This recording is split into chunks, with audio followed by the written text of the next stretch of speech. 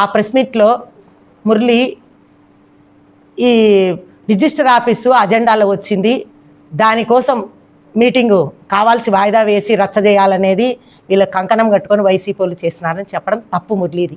ఇప్పుడు మా టైంలో ఎంత ఆదాయాన్ని మున్సిపాలిటీకి పెంచినది ఒక్కొక్కటి వివరంగా చెప్తా.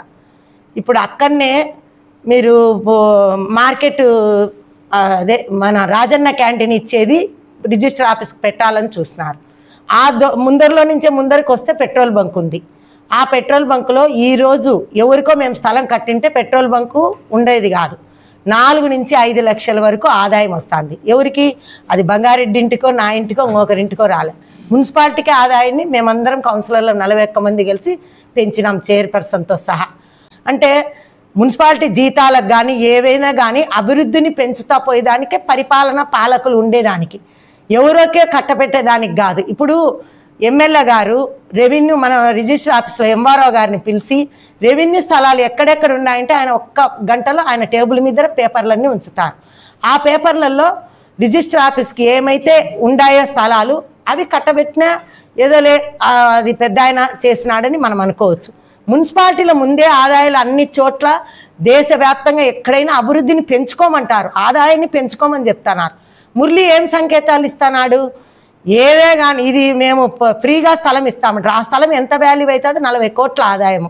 40 కోట్లు అమ్ముడుపోతే 40 అవుతుంది.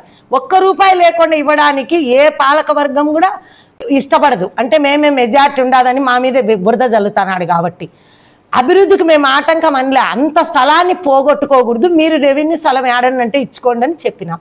ఇది మురళి ప్రతిదీ కూడా రెవెన్యూకి ఇస్తే ఏమి మీదేమవుతుంది, పెద్ద ఆయన చేయాలనుకుంటే అడ్డం పడుతున్నారే అంటే అంత కమిషనర్ గారిని ఒక్కరిని మీరు తొత్తు చేసుకొని ఈ స్థలాన్ని కూడా కొట్టేయాలని చూసిన దానికి మేము ఆపిన దానికి నిన్నంగా బురద జల్లుతున్నారు. ఈ మురళికి ఇప్పుడు వివరంగా అన్నీ చెప్పిన, ఆదాయం మార్కెట్ చెప్పిన, పెట్రోల్ బంకు చెప్పిన, విజయ్ కుమార్ కాడ 2 లక్షలు వచ్చేది చెప్పిన. ఈ అభివృద్ధి కనపరాలు మేము చేసిపోయినది. కేవలము మురళి మాటలు ఎట్టుండాయంటే అతనికి ఇంతకుముందు పిండి మురళి అంటున్నారు, ఇప్పుడు క్యాస్నో మురళి అనేది పేరు వచ్చింది. అది పొద్దుటూరు ప్రజలందరికీ తెలుసు. మురళి మాకు ప్రెస్ మీట్లోకి వచ్చి నీతులు చెప్పించుకునేంత లేము. మీరు ప్రెస్ మీట్కే ఇద్దరు అనర్హులు, మీరిద్దరు కలిసి అనర్హులు.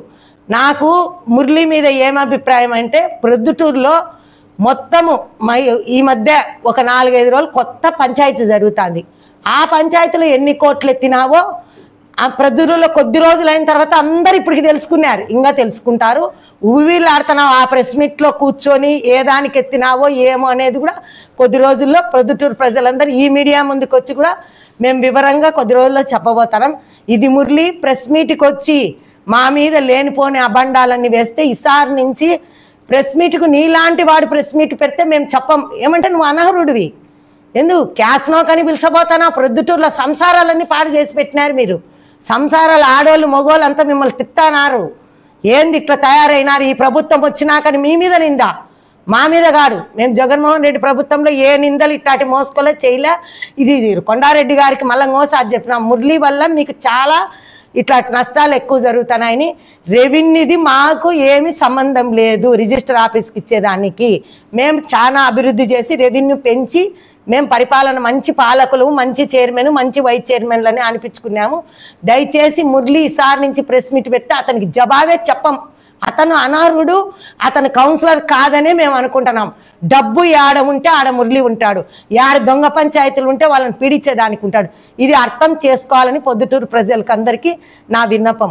మరి నా మీద ఓడిపోయినటువంటి నల్లబోతుల నాగరాజు నాకు నిన్న ఈతవు వలికినాడు. నేను 11వ వార్డులో 10 సంవత్సరాలు పనిచేస్తా. ఇప్పుడు మీ వార్డుకి వచ్చి 4 సంవత్సరాలే నేను వార్డుకి వచ్చింది. నువ్వు ఒక్క ఆర్చి మీదనే నీకు చెప్పేది, వేరేటి నీకు చెప్పాల్సిన అవసరం లేదు, నేను జవాబు లేదు. ఆర్చి మీద 30 లక్షల ఆర్చి మీద తీసుకున్నానన్నావు, అది తప్పునైనా నాగరాజు లెక్కాచారము. 10 లక్షలు ఖర్చు పెట్టింది, 30 లక్షలు ఎత్తింది అన్నావు, అది కూడా తప్పే లెక్కాచారం. ఆర్చికి 8,90,000 ఖర్చు అయింది, 12,80,000 వచ్చింది. దాంట్లో ఈ 8,30,000 పోను, మిగతాది మీరందరూ వదిలేసి దీపారాజన్ లేకోకుండా వాకిలి మూసిలేసి అభివృద్ధి లేని రాముల దేవలం అక్కడనే ఉంది. గోపిరెడ్డి, చంద్రశేఖర్ రెడ్డి, వరదరాల రెడ్డికి ప్రియ శిష్యుడు, ఆ లాయర్ ఆయన పక్కన ఏది మీ పార్టీ మనిషే, మీ తెలుగుదేశమే. ఆయన జింకారవితో ఇంటి బాడికి ఇప్పించుకొని 4,500 బాడికి కడతాడు. నేను పోయిన తర్వాత ఆ ప్రజలంతా రాముల దేవాలయానికి ఏం చేయాలంటే తలా 1000 రూపాయలు 5 నూళ్ళు వేసుకొని ఒక 6 నెలలు 7 నెలలు మేము నడిపినాం. ఈ ఆర్చికి వచ్చిన ప్రతి పేరు రాసి పెట్టిన, ప్రతి పేరు మీదకి అక్షరం ఉంది. ఇది కాక నీ దగ్గరికి నాగరాజు అని పెద్ద మనిషి వంట నా పొద్దుటూరులో కదా, నీ దగ్గరికి ఆ పేరు నేను రాయినోళ్ళలో, నేను లెక్క తీసుకొని ఆ పేరు చేయనోళ్ళలో వస్తే నా కుటుంబం అంటే గర్చపాటి కుటుంబం 20 సంవత్సరాల నుంచి నేను గెలిచేదాన్ని. రాజీనామా ఇచ్చి సన్యాసం పుచ్చుకొని ఇంట్లో కూర్చుంటా. ఈ రోజు నుంచి రాజకీయాలు చెప్పను. ఎవరిని పిలుచుకురమ్మంటానా? మీ తెలుగుదేశం ప్రియ శిష్యుడైన గోపిరెడ్డి చంద్రశేఖర్ రెడ్డితో ఒక్క మాట రాముల దేవాలయంలో ఈమె ఆర్చిలో మోసం చేసిందని ఆయనతో ప్రెస్ మీట్ పెట్టిస్తే నేను రాజీనామా చేస్తా. నేను ఈ ప్రెస్ మీట్ పెట్టడానికి కూడా కారణం నా పేరు ఎత్తినావు. మురళి కూడా పదే పదే కౌన్సిల్లో మళ్ళీ నోట్ అన్నావు. ఆడోళ్ళకంతా నేను అసభ్యంగా ప్రవర్తిస్తాను కౌన్సిల్ అన్నావు.